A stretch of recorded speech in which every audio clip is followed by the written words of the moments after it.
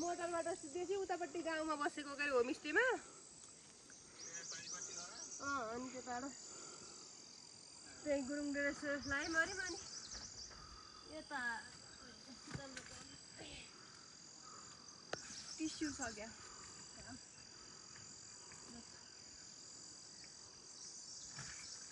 माथि जानु भएको बसमा आएको